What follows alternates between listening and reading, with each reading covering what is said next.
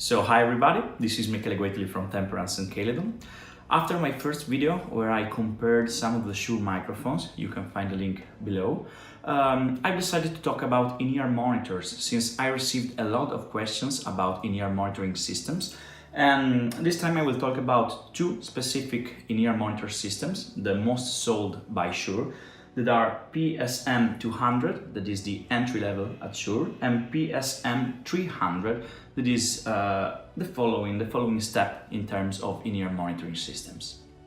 Okay, let's start with the main difference between these two in-ear monitor systems. Actually, the PSM200 is an analog and mono in-ear monitor system, while the PSM300 is a stereo and digital in-ear monitor system.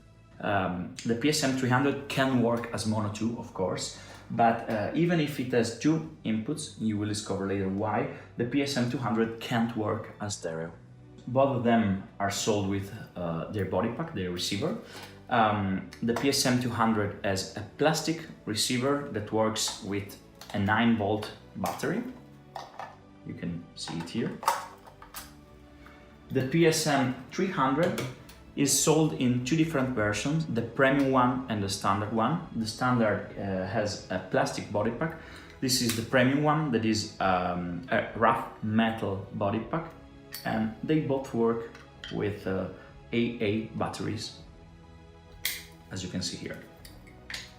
Okay, both of them has some great features. In terms of transmission, I never had problems with the PSM200 that I used for a lot of years. The PSM200 offers 8 channels. 1, 2, 3, 4, 5, 6, 7, and 8. You switch them just by pushing the button, keep it pushed, and going on like this. Once you have selected your channel, you leave it here, it stops, and you do the same here. What happens on the PSM300 is that you have 9 groups and each group has 15 channels. Here comes one of the great features of the PSM300, that is the infrared syncing. This means that if I change channel here, for example, I'm placing group 6, channel 1, what I do here is pressing the button sync and just, like this, it gets the sync and gets the channel 6.1. Let's change again, just to let you see. I go to group 7, channel 5. I keep the button sync pushed here. He waits for the receiver to be synced.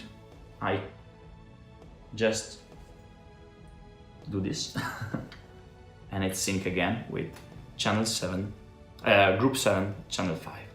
Okay, let's talk for a while about the PSM200. Why choosing this specific in-ear monitor system?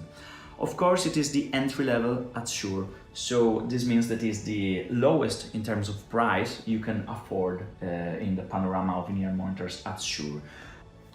Okay, now I'll describe you my rig, the rig that I used for years when I used the PSM200, and I assure you that it is a great system because of this setup.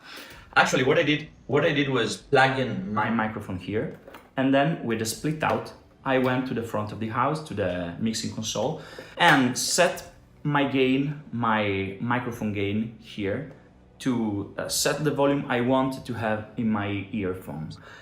Then what happened is that on line 2, I used to plug an additional line that went here from the mixing console with the aux without the voice. Just like hearing a backing track, a live backing track. So what I could do in any time during the show was lowering down the volume of my voice or turning it up, and do the same with the backing track, with the live backing track, with the instruments I wanted to have from the mixing console.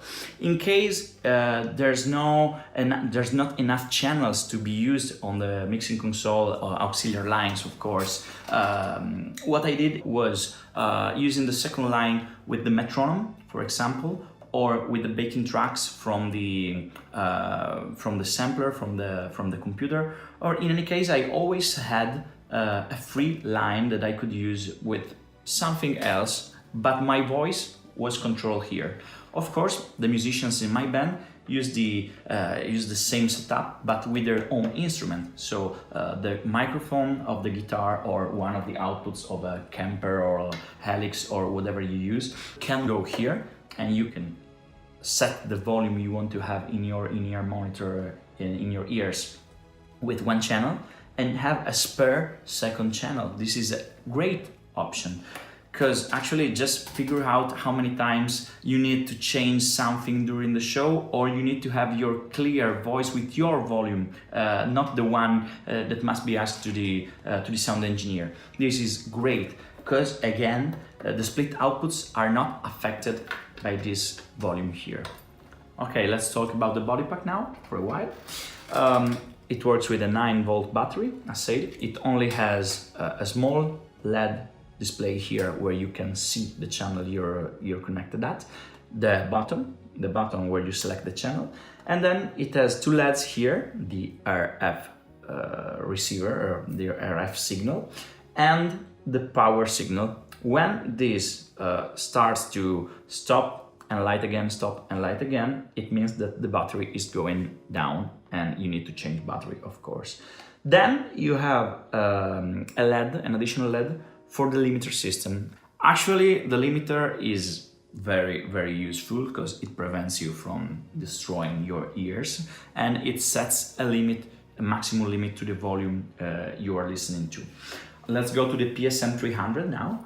What happens is that here you have just jack inputs, two inputs, left and right, or channel 1, channel 2 if you use it in mono mode.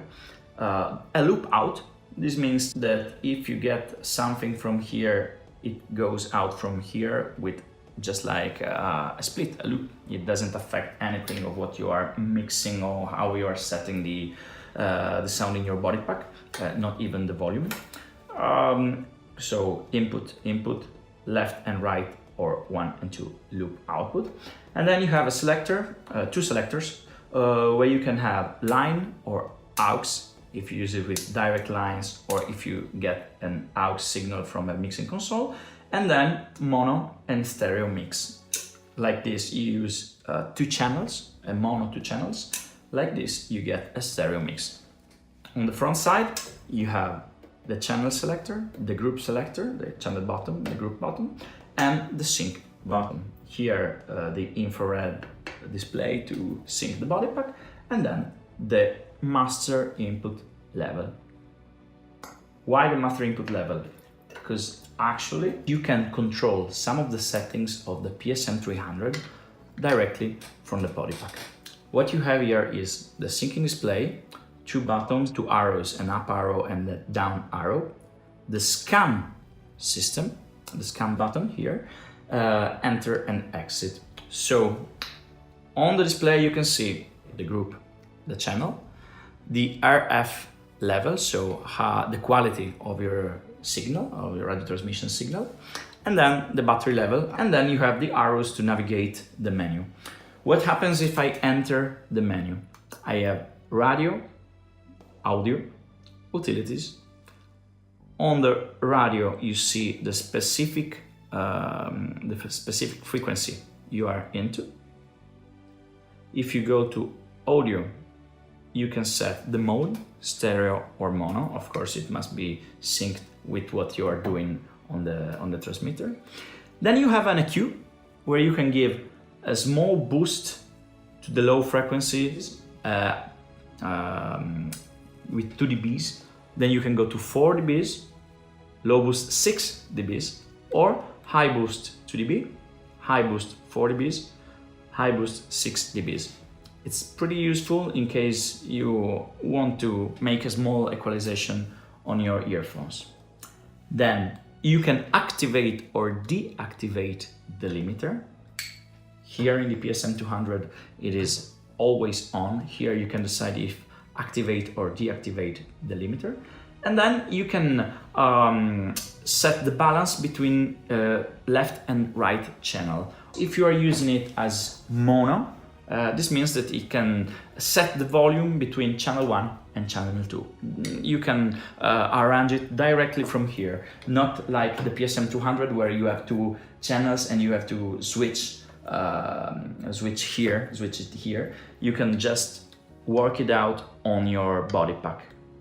Then you have the utilities where you can set the contrast, lock the panel, check the battery in a more specific and detailed way, and then you have an auto off. That means that you can decide if it has to shut down after a while if you don't use it. 5 minutes, 30 minutes, 1 hour, or disabled. I don't suggest you to use it during a show, but maybe if you are rehearsing, just place it because it will power off. If you forget, you know, if you forget to shut it down, it will automatically shut down. With a click, it powers up, and with a click, it powers down. This is the same in the PSM200 and the PSM300. Okay, some final suggestions if you want to purchase an in-ear monitor. Actually, what happens is that the PSM200 is my personal suggestion to all of those who get into the world of in-ear monitors for the first time. Why? First, it is very hard that in clubs, small venues or pubs, you can get a stereo line from the mixing console, and it is always very hard that it is even very hard that you can have a personal aux line from the bank, from the mixing console. Usually you only have 3 or 4 lines that are already set up on the stage monitors, and I don't suggest to totally avoid the stage monitors if you use a PSM200 system or if you play in small venues, because everything can happen and they are just like, you know, a safe thing that you are always ready to get. Moreover, in this case, you may not have the whole band using in-ear monitor systems, and this means that maybe you are the only one, so they need the stage monitors. But with this specific in-ear monitor, again, you can get with your mic or with your output from, I don't know, the Samsung again, the Camper, or whatever you use, the Helix or any simulator, or of course, again, if you use a microphone, you can get the signal from the microphone of your amp and go directly here, and then you can go to the mixing console from the split out. This is a great feature that in the world of pubs, in the world of small venues, is really useful, and it can save your life. Why choosing the PSM300? Well, of course, this is a more advanced system. Specifically, the premium one is also very resistant. It's rough, it's cool, and yeah, if you are, I don't know, jumping, headbanging, or doing things like this, it's always a risk to have it falling down, and yeah, so metal is always better. And of course, you have more guarantees in terms of channels, or groups and channels, and the transmission is stereo. Again, you need to have a stereo line out. A final suggestion, sometimes using the mono system, I prefer to have only one earphone. This is not a problem in case you are using a mono system. In this way, I don't feel away from the crowd or away from the stage, because sometimes using both the earphones makes you feel a bit I don't know, in another world, in a different world. It makes you feel far from the crowd. So if you get a PSM200 and you are singing or playing in a small venue, it is always good to try and use just one earphone. In case you have a stereo system, this is pretty different. You feel, you know, everything more clear, you feel everything more defined, but at the same time I suggest to always use two microphones to have the stage. You know, the ambience microphones. If you use this kind of system, probably you have multi-track recordings. Probably you have a bigger venue, or you have a more professional system around you. And yeah, two channels for the room, for the ambience, are a suggestion I give you. That's it.